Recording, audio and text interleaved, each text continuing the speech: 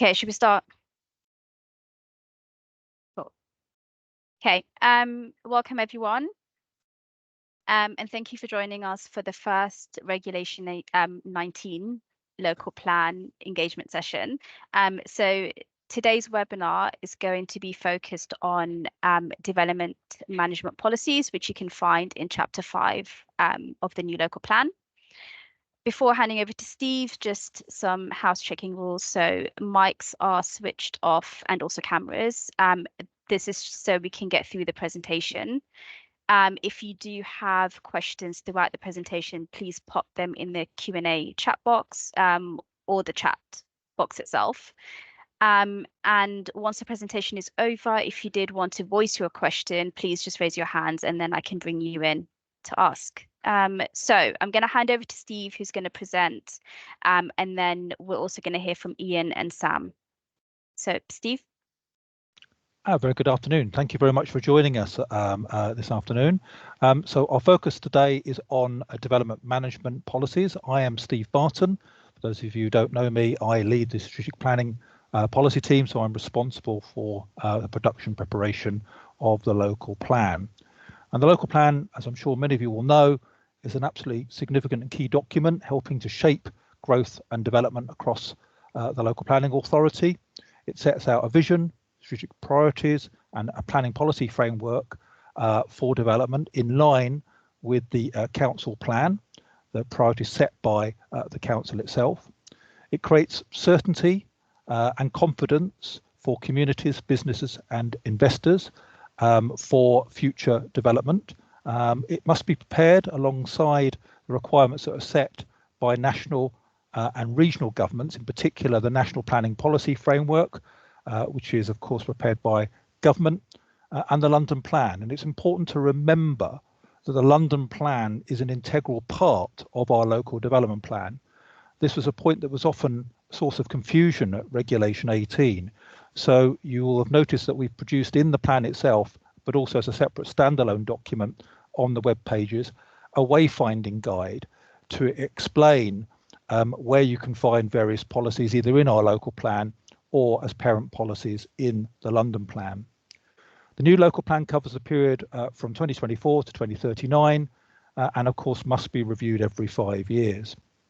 Obviously a document of the size of the local plan obviously contains a range of policies, but just picking out some of the highlights, clearly vital importance for our place shaping ambitions and particularly how we regenerate each of the 7 towns that make up the borough. Promotion of active travel and 20-minute neighbourhoods is another key priority. Housing, of course, particularly generally affordable housing, and you will see important changes, particularly in terms of raising the fast track threshold for affordable housing for viability assessments from 35% to 40%, introducing a small sites affordable housing contribution. We also obviously are concerned about promoting and sustaining jobs in the borough. So the protection of employment space and the generation of policies around affordable workspace are absolutely key. We also recognise the concerns that many in the community have raised about tall buildings, and so we adopt a far more robust approach, specifying in the plan where height may be appropriate or acceptable. We also introduce a whole new suite of climate action policies, including on whole life carbon, and we set out clear design principles and infrastructure requirements for each of the 82 site allocations in the plan. And it's also important to note that unlike Reg 18, we are also introducing new proposals for a community infrastructure levy, effectively a tax on developers, to support the funding for infrastructure required to support growth. Indeed, we are the last local planning authority in London to introduce a CIL. The broad structure of the plan is set out on this slide. And as I say, the London Plan is an integral part of the local plan in its entirety. Chapters 1 and 2 set the scene, if you like, and provide an introduction. Chapter 3 is the spatial strategy, core strategy in old money, which sets out the sort of overall spatial vision and strategic objectives for the plan and a key diagram. In chapter 4, we have 7 town plans, covering each of the towns across the borough. And associated with each of those town plans are the development sites or site allocations necessary to achieve some of our growth targets and ambitions. In Chapter 5, we have the development management policies. These are those specific policies used to determine planning applications alongside the London Plan. And then finally, and you'll find this in the Atlas of Change and in an integrated policies map, a policies map, which does no more than illustrate any planning policy designations on a map base. So as indicated before, we operate within a planning framework of national and the London Plan. And of course, sitting beneath the local plan are neighbourhood plans. It's important to remark that the local plan covers the entire geography of the London Borough of Ealing, except North Acton and Park Royal, which is part of the Old Oak and Park Royal Development Corporation and has a separate local. The stages involved in the preparation of a local plan are summarised on this slide, and we are currently at stage 5, publication of Reg 19, which I prefer to call the final proposals. Many of you will have made comments at stage 3, which was the Regulation 18 stage, which was our initial proposals, and I'm very grateful to the more than 14,000 representations that were made during that stage. After Reg 19, which will conclude in 6 weeks' time, on April the 10th, we will submit the plan to the Secretary of State for independent examination. I currently anticipate that will happen in the summer, and then subject to the examination process and an independent inspector's report, it will be open to the council to adopt the local plan. I anticipate that will be probably in the summer of 2025. So in setting the priorities for the local plan, the starting point has been the council plan, which is the overall priorities set in council and service plans across the council's departments. And that sets 3 strategic objectives: tackling the climate crisis, fighting inequality, and creating good jobs and growth. And sitting within each of those 3 strategic priorities are 9 priorities, 3 each.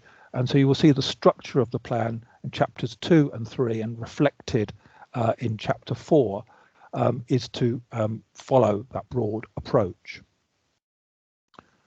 Chapter 3 sets out a vision for the plan, and in essence, I'm not going to go through this in detail, what the council wants to achieve is a rebalancing of growth and development across the borough, so that no community is left behind and that no community is perhaps doing more heavy lifting than it should.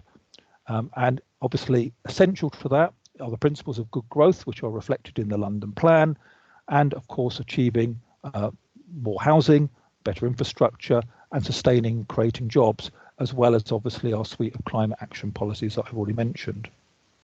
And that's reflected in a key diagram, a map, and you will see that this identifies each of the towns as being the nuclei for growth and development in the future, with the addition of some new town centres at the existing White Hart roundabout, for example, and in Perivale.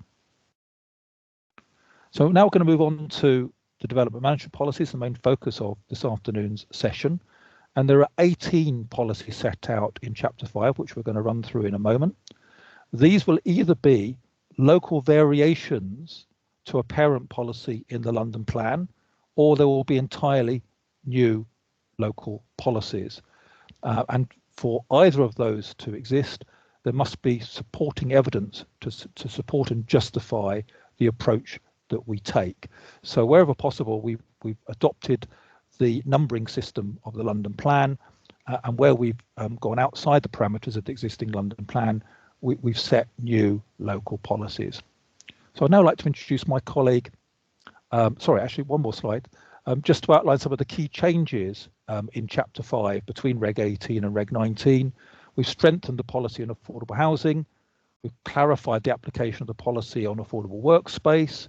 We've added a new policy on the visual openness of green and open spaces. We've clarified how we intend to implement the urban greening factor in the London Plan. We've added new policies on biodiversity, sports and recreation facilities, and an entirely new suite of policies on climate action. So I'd now like to hand over to Sam Cuthbert, a member of my team, to introduce some of the detailed policies. Sam. Thanks, Steve. Effectively, we're just running through the various policies of the development management chapter in order. So if anyone is following along with the original document, it should be fairly easy to accompany us. First of all is policy DAA, which is, as the coding and the name suggests, is a wholly new policy. Its purpose within the Ealing's local plan is really to serve as a mechanism to control the various impacts of development. So it lists these, particularly in the supporting wording, as including any kind of emissions from development, be it particulate matter, be it reflected light, be it noise, be it vibration. And the approach the policy takes is to set out a design first and then mitigation approach. So that applies to all types of emission. It defines which uses may be sensitive to that, so primarily residential, but also places of work and other similar places. And then it moves on to, if you like, the positive aspects of design. And so we expect to see high quality design, good levels of daylighting and sunlight, good levels of privacy, and positive visual impact from development again. Effectively, the core of the policy is design first and then mitigation afterward. Next slide, please. Then the tall buildings policy, which takes obviously a very strong cue from the London Plan. In fact, the London Plan effectively requires that boroughs produce a tall buildings policy. In Ealing's case, this is based on a very comprehensive evidence base, flow right back to our character study, which was published some years ago, but updating that to define, first of all, what constitutes a tall building in different parts of the borough. So you see that the first clause of the policy talks about what will be a tall building in different parts of the borough, and that's then defined in relation to a map and a table in policy.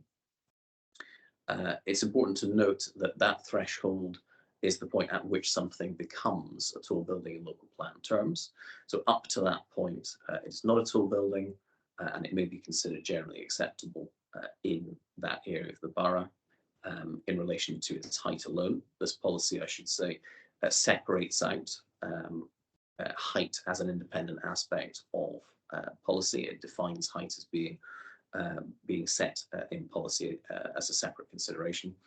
And so above that threshold in different parts of the borough, we would only expect to see tall buildings on specific sites. So specific sites at specific heights in different parts of the borough.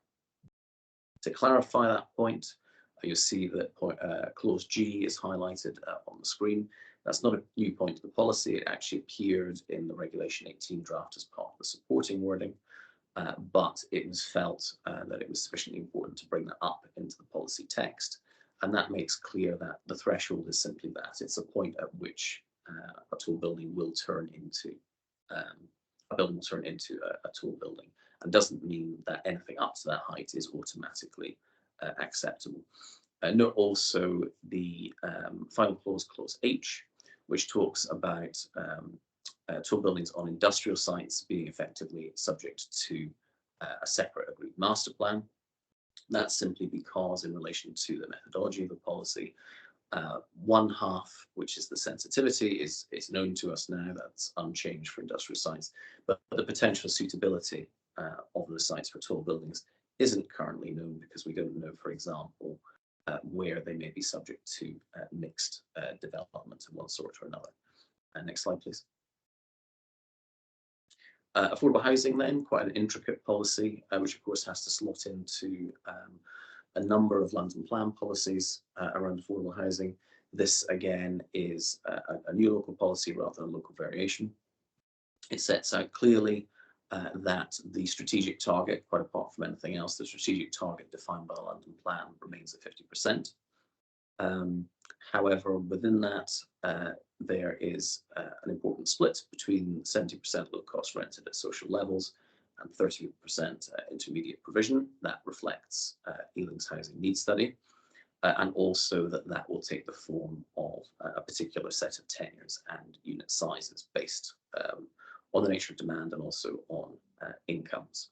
And that's clearly set out as a development management criterion in the policy. Further to that, the plan also modifies the fast track approach that is set out in the London plan, requiring, in Ealing's case, at least 40% affordable provision to meet fast track. I should emphasise that the fast track is precisely that.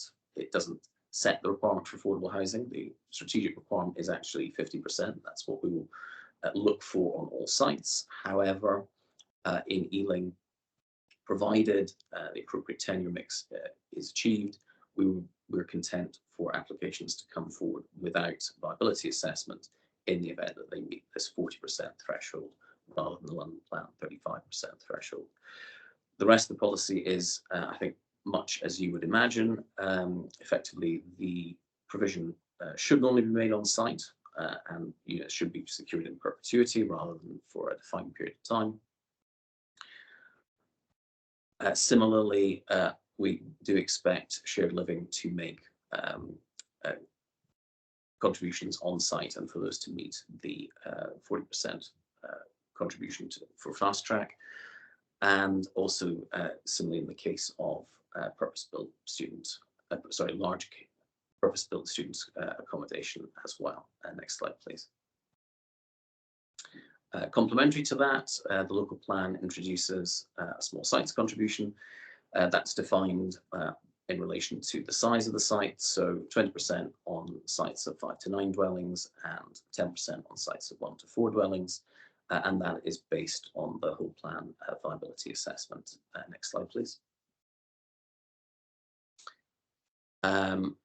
Also an affordable workspace policy. Those of you who have been following this will know it's been quite a long time in development. That's due to the demanding nature of the evidence required for it. And this local plan policy is actually based on a common study with OPDC, our neighbouring authority, and builds on very similar provisions to their policy.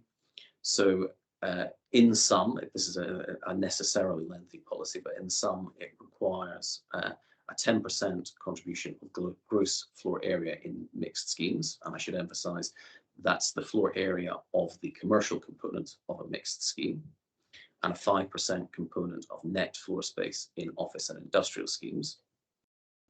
And where that would result, where that level would result in provision of at least 1,000 square metres in a mixed space scheme, or 2,000 in an office space, or 3,000 industrial space, that should normally be made on site. That's based upon effectively the evidence of what space is most useful for the delivery of the types of affordable space in need. Effectively, if need comes in below that, then it's more constructive to consolidate that by means of off-site contributions. Where the development is to be provided on-site, which I think will be in a minority of cases, then the application should be accompanied by a business plan which sets out effectively who that space will serve and on what terms.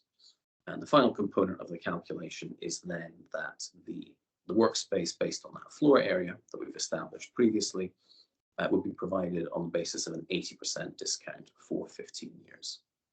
Next slide, please. A supplementary policy then, which constitutes a local variation to the London plan, is on land for industry, logistics and services. And this effectively sets out the approach and the hierarchy of industrial designations in Ealing. Many of you will be aware that Ealing has not only a very large quantum of industrial space, but the full range of industrial designations. And in sum, this policy spells out that still sites will continue to conform to provide only conforming space for conforming uses, that locally significant industrial sites are similarly important to the borough's industrial supply, but they may in certain cases be acceptable for mixed intensification. That's potentially including residential or other forms of use subject to an agreed master plan with the council. And that non-designated sites, so sites that fall outside of any designated area but are defined by use, will follow a sequential approach which will test their capacity for pre-provision on site, and then only then allow the introduction of potentially mixed uses or release of that site where it's unsuitable for reuse and industrial reuse. Finally, then, simply to make clear where those forms of mixed development come forward, the purpose of the site in policy terms remains, the designated industrial site remains for industrial purposes, and we would expect therefore any affordable housing contribution to be on the basis of its constrained value. So the value of the site once necessary, once maximum industrial provision has been made. Next slide, please. Setting that out then in further detail, and again picking up the prompt of the London Plan with a further local variation. Policy E6 sets out the approach to master planning that was prefigured in the previous policy. Effectively, it sets out that high employment density and economic value will be prioritised in industrial applications on these sites. And then in the event of proposals for mixed intensification, it's important that it, one, extends the full boundary of the LSIS, two, that it meets objectively assessed industrial needs for that area, and finally, that it achieves a high quality built environment and delivers any necessary supporting infrastructure, affordable housing, and affordable workspace contributions for the area. So in sum, that last point, setting out that in the event of any mixed development on site, the quality of environment, quality of place that's delivered still needs to be up to the same standards as anywhere else, even though it will be a mixed development, including both industrial and non-industrial uses. Next slide, please. That brings us on to the open space policies, and so I will hand over temporarily to my colleague Ian Week. Hi everybody, thanks. So I'm going to briefly introduce some of the green infrastructure and energy policies. So the first policy here, policy G4, this is a local variation to the existing London Plan policy G4. And so whilst national policy and existing London Plan policy seek to resist a lot of existing open space, they don't rule out development in all circumstances. And whilst there are established tests and principles for appraising developments on Greenbelt and MOL, the same provisions don't exist for other open space types.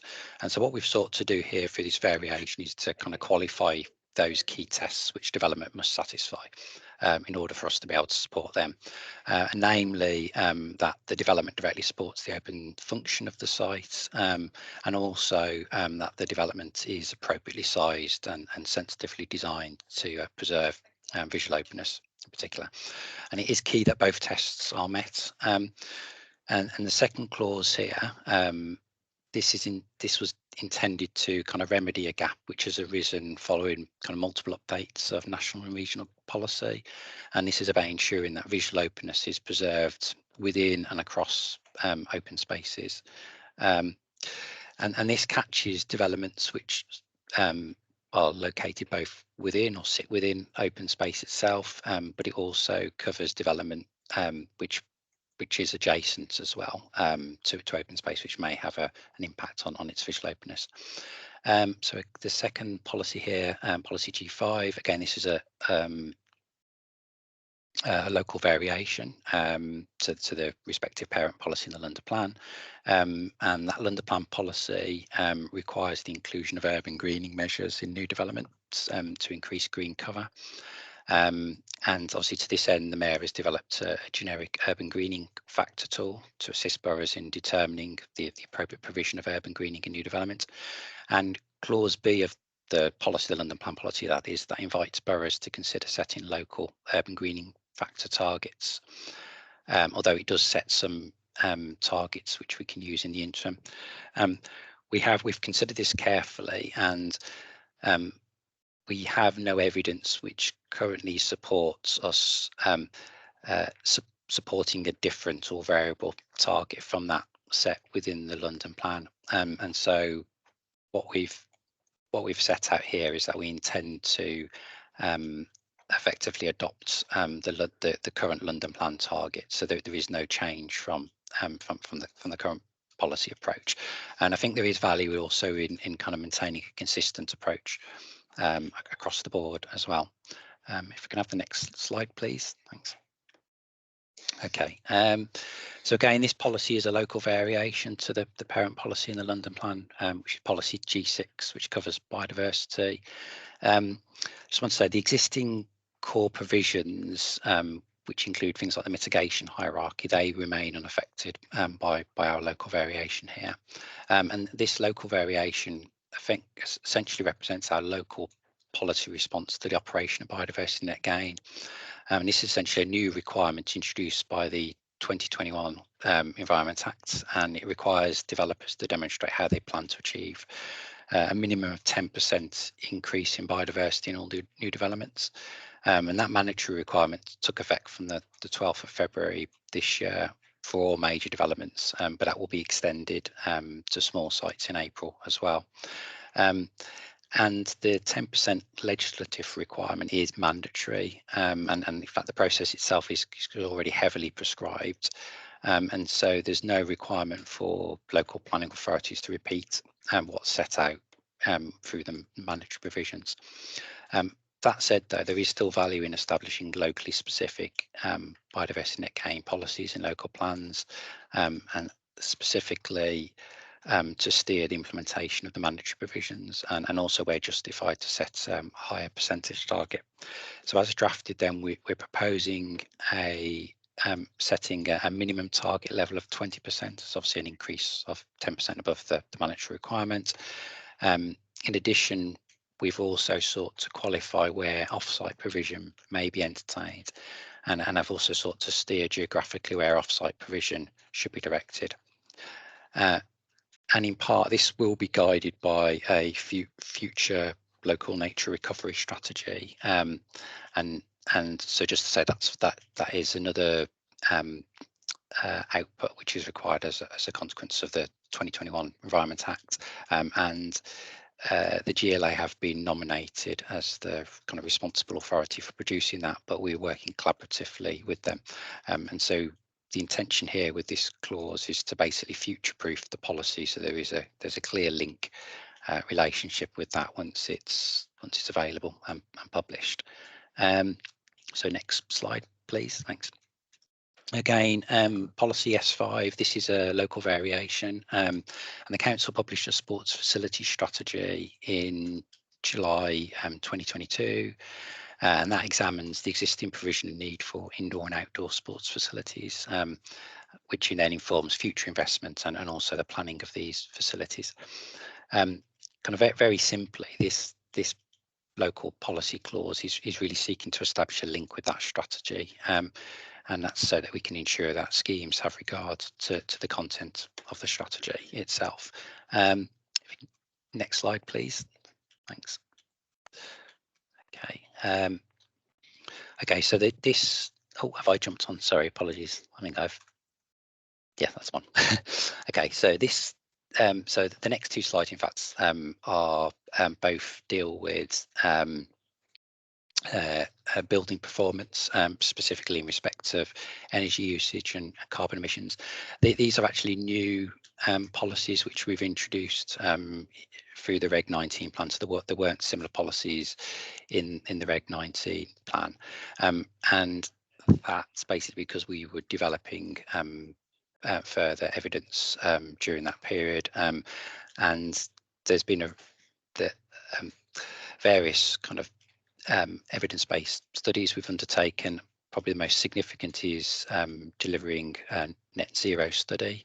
Obviously, there isn't time to kind of go into what that study shows in detail, and also recognise that this is quite a sort of technical kind of area. But I did want to just want to kind of highlight that study is out there, and there is actually a useful non-technical summary as well, so obviously encourage people to have a read of that. But anyhow, so the first policy then here, this deals with operational energy, and this is by seeking to manage the emissions and energy arising during the operation of buildings, And these emissions are distinct from those associated with the construction and disposal of buildings, which are normally referred to as embodied emissions. And this operational energy policy proposes quite a radical departure from current practice of measuring performance against building regulations. And it introduces new stretching targets for space heating demand and also energy usage, and that which are referred to as energy use intensity targets. And it also establishes a requirement to achieve what is termed an energy balance.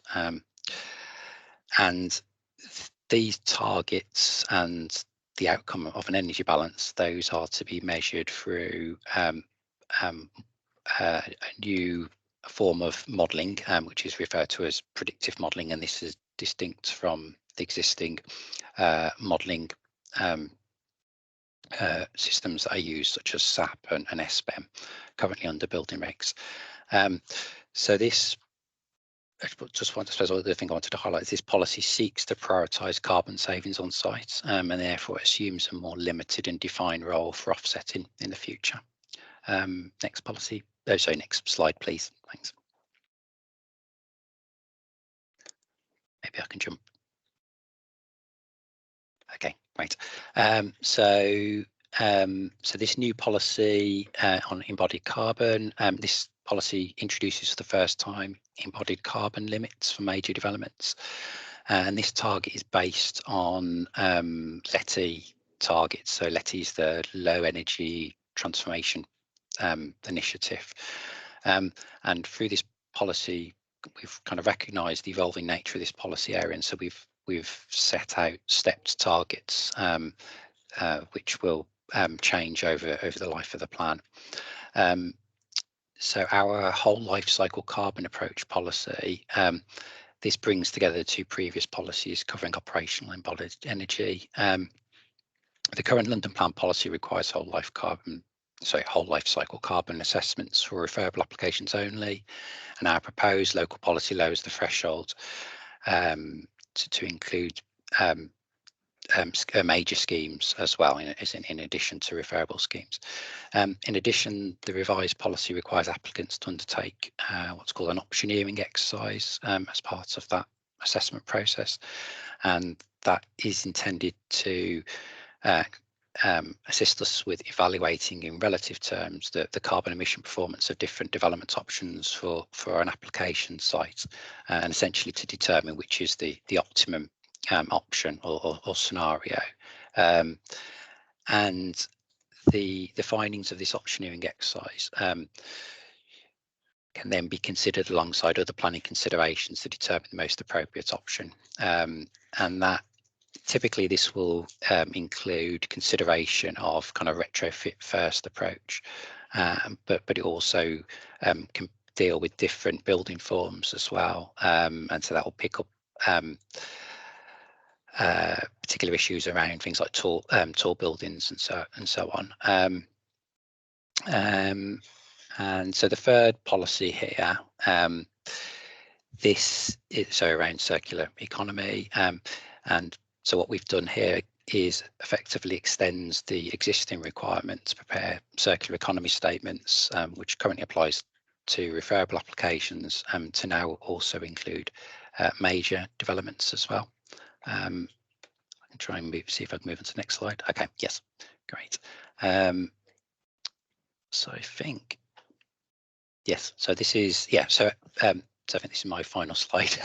So this policy here is deals with enabling development, and this is a new local policy, and it is intended to define what we mean by enabling development in Ealing, and it establishes a number of key test principles which policies must satisfy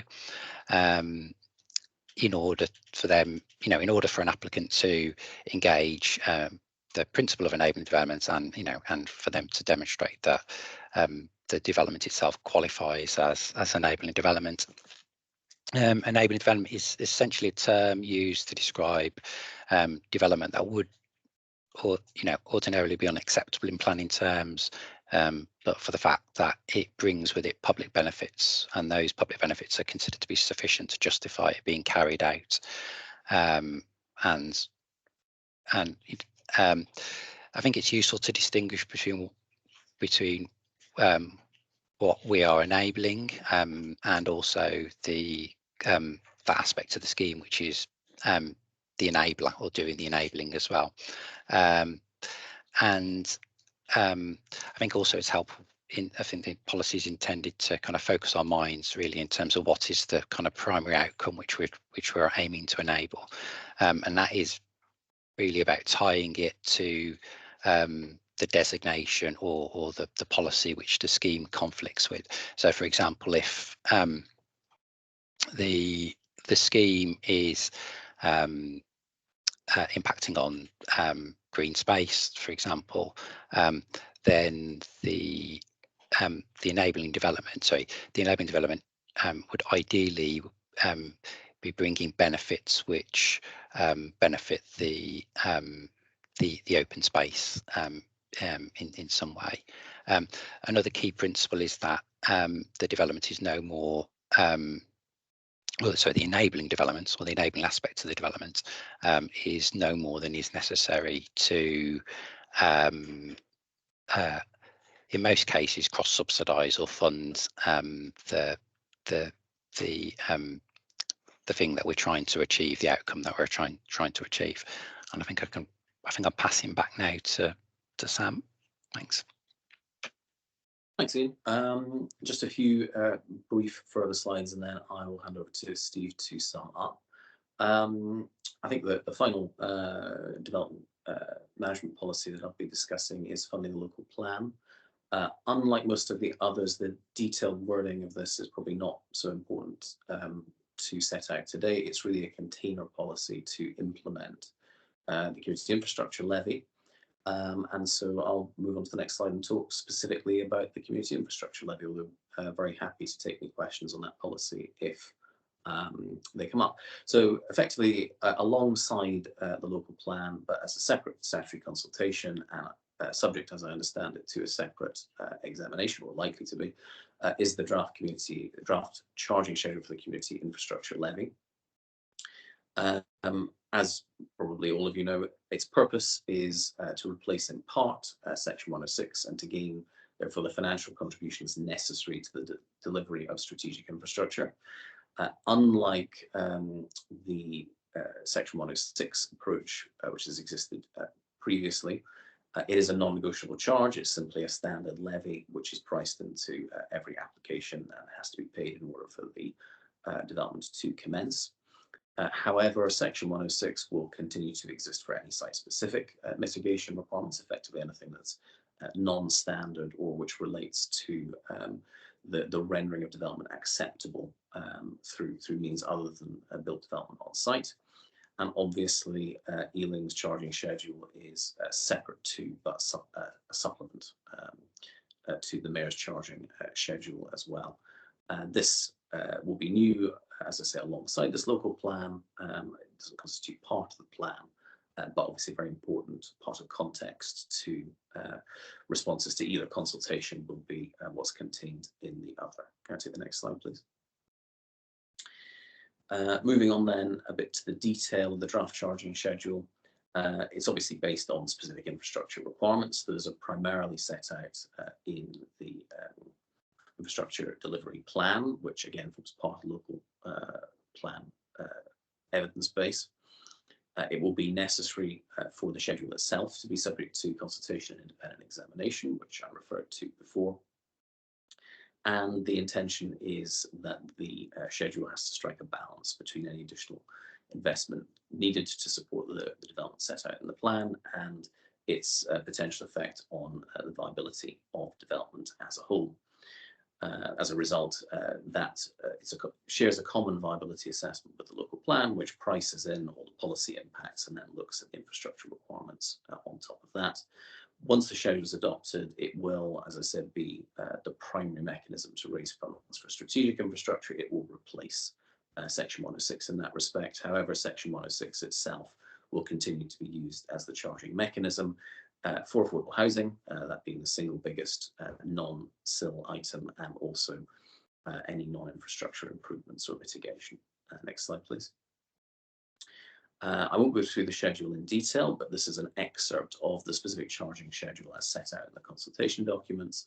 And it's these rates plus the detail of the viability assessment that supports them on which your representations are invited. I think that's my last, no, one more slide. So you'll have seen from that schedule that we distinguish for residential charging alone between two areas of the borough. Effectively, that is central Ealing and the rest of the borough. That's based on viability terms. And the map, which is excerpted here, is set out again in the charging document. We've tried as far as possible to opt for meaningful boundaries, sort of railway lines, in one case the park, that sort of thing, but comments also invited potentially on that.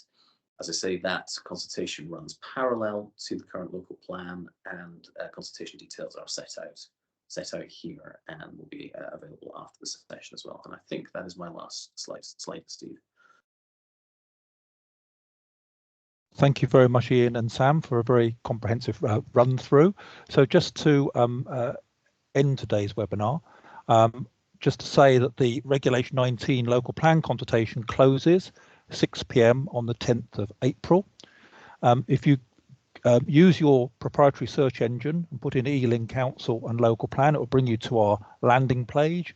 If you click on new local plan, it will then have a series of helpful links to either the evidence base, the plan itself, or how you can make representations, including a toolkit to help you understand and respond to the draft local plan.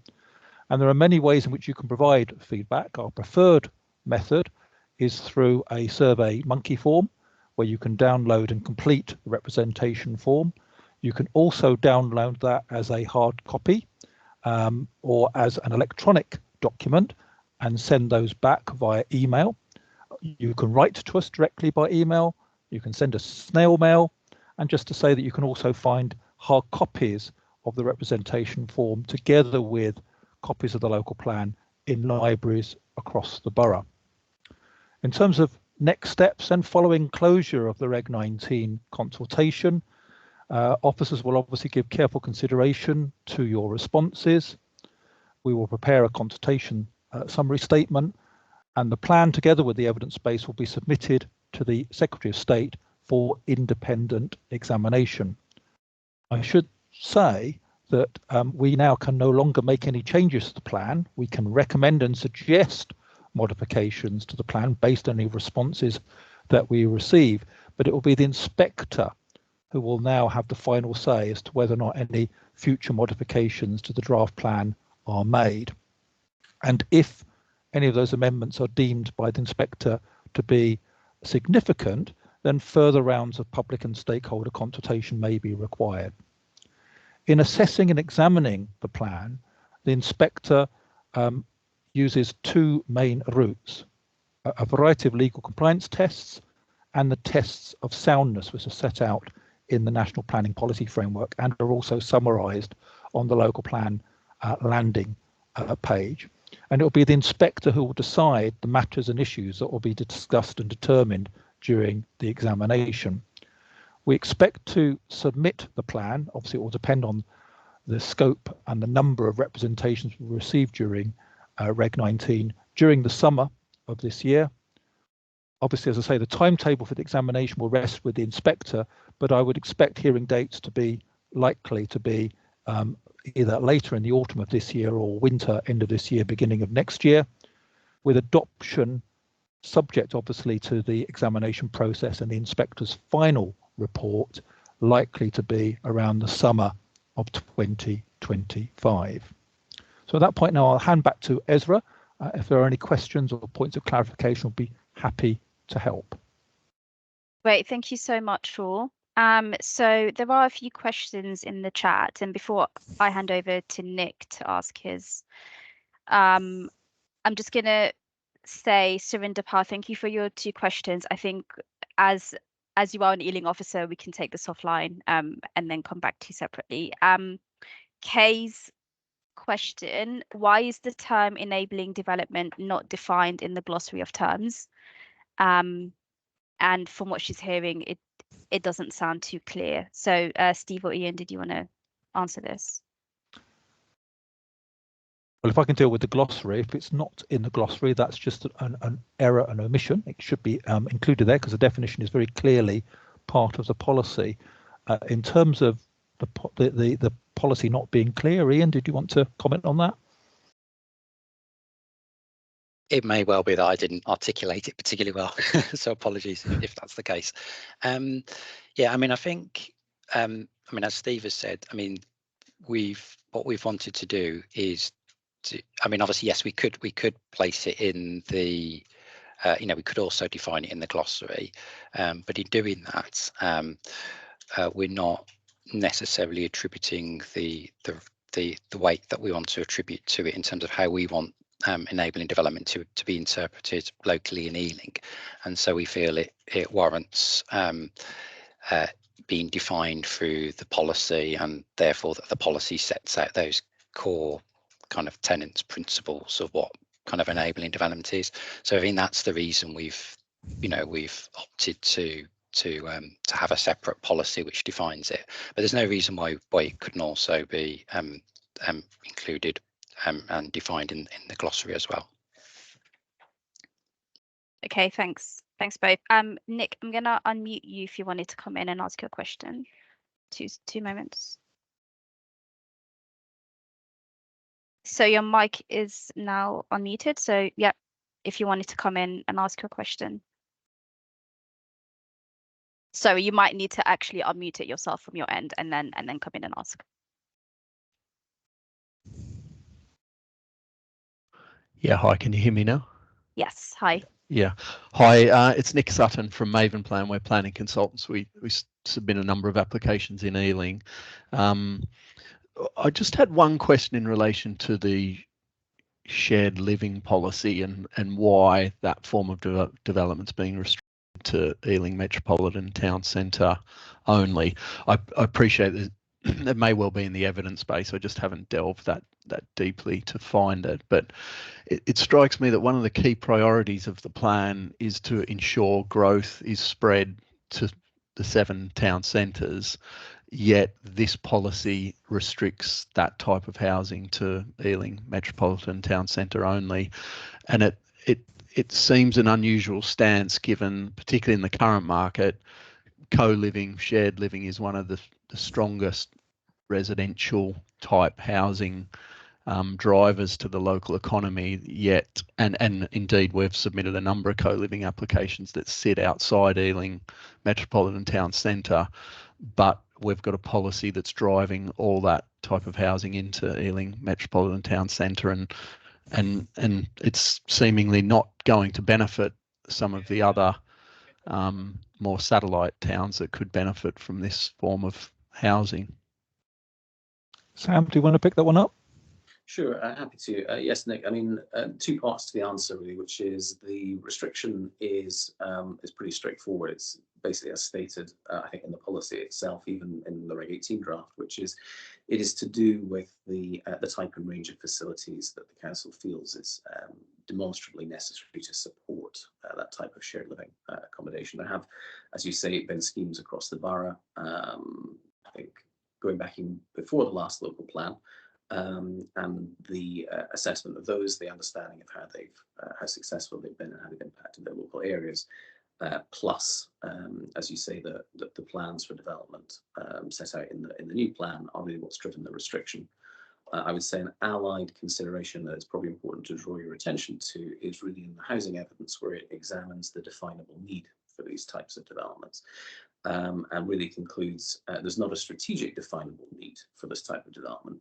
And so really there will be a burden in addition to a locational restriction. There'll be a burden to these applications in the future to demonstrate the specific need for that type of provision.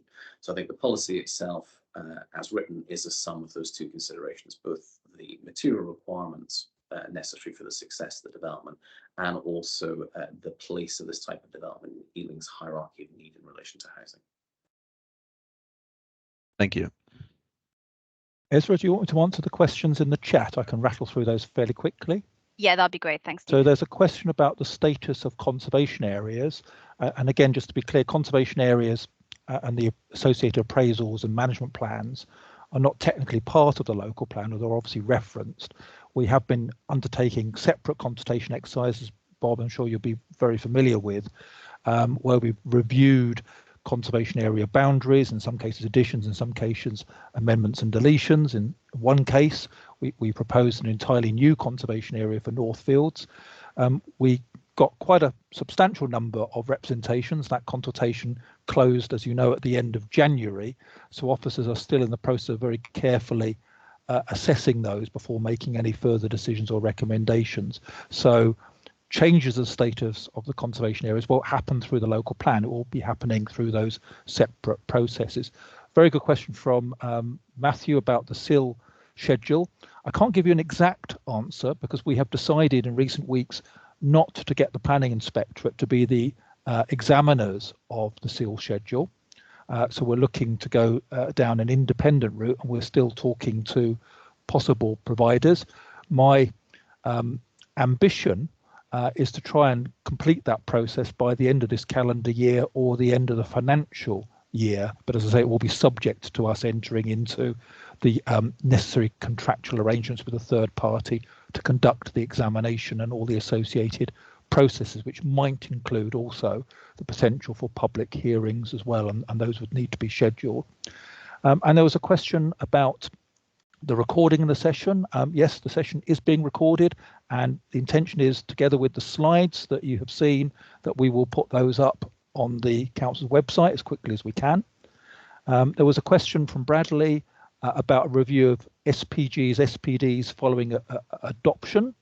Obviously, SPGs are associated with the London Plan, and as you'll be aware, the Mayor has been very diligent in producing a whole wealth of additional SPGs. They all sit on the London Plan website. In fact, a few were published only in the last few weeks. We do have a selection of supplementary planning documents associated with our current adopted local plan. Clearly, obviously, once the local plan, this new local plan is adopted, we will obviously be reviewing any supplementary advice.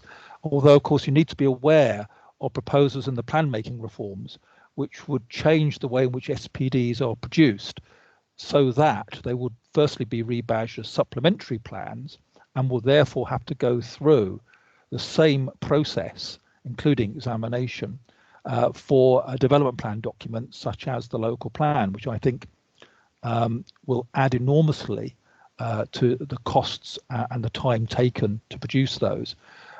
We have, in any case, in Ealing, been supporting a slightly different approach, because supplementary guidance should be just that. It shouldn't be policy.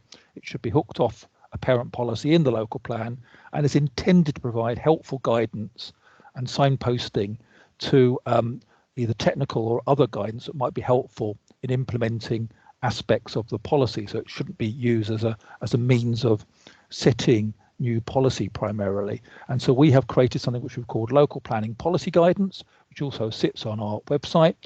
And for example, that guidance currently includes advice on the materiality and weight to be accorded to the local plan. And sorry, the last question I've just seen, which is why SIL isn't part of the examination process by the inspectorate. Primarily it's around cost, Kay, because they will charge you the same amount of money regardless of the size and scope of the document, which I found somewhat absurd, but also because of speed, because if we go the independent route, as well as saving taxpayers money, we think we can get to the outcome more quickly. So it's to do with cost and speed that we're not going to make the SIL charging schedule part of the local plan examination. But to answer the second part of your question, the reason why we've produced proposals on SIL alongside the local plan is because, of course, it does rely on elements of the same common evidence base, notably around infrastructure delivery schedules and plans, but also around viability. So the evidence that we've produced is in common to both the local plan and to the draft SIL charging schedule. Ezra. Okay, thank you so much, Steve. If you do have any other questions, please do email them to us. if you use the local plan mailbox email, so localplan@ealing.gov.uk, and we will try to get back to you as soon as possible. Please feel free to ask questions throughout this entire consultation period, as well as, of course, sending in your representations by the 10th of April. So the next local plan webinar will be tomorrow, actually, from 6:30 till 7:30, and it will touch on policy highlights. So some of the key policies that I guess you've expressed either concern or support towards from Regulation 18. So the webinar will endeavour to, I guess, clarify any misunderstandings that you have on some of those policies, but also highlighting any changes we've made to some of those policies. So please do join us. You'll find the link to register to that webinar on the new local plan page. Again, that webinar will be recorded and circulated with everyone. So do keep a lookout on the new local plan page. And thank you so much for joining us. Steve, did you have anything else you wanted to add? Well, again, just to say thank you for your continuing interest in the local plan. I'm very, very grateful. And perhaps I look forward to seeing you either at one of our future webinars or in person at one of our events and meetings. Thank you so much for your help.